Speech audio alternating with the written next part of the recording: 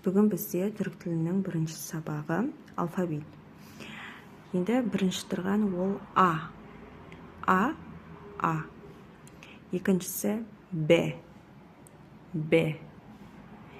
Одан кейін бұны біз домен жыны қоса айтамыз, Дж. Бұл чемодан дегендегі Ч, Ч.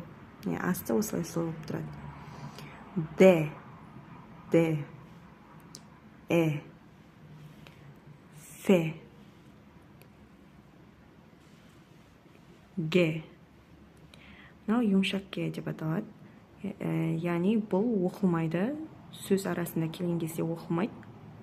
Алдында дауысты дыбыс тұрады ғой, сол екіге созылып оқылады. Одан кейін Х. Бұл А деп оқылады. А. Бұл И. Бұл Ж. Мынау Ж ғой, домен жыны қоса айтамыз. Мынау жының өзі Ж.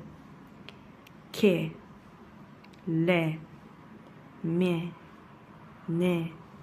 Бұл О. Ө. П. Р.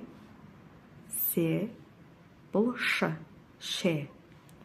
Т. У. Ö. F. Y. Z.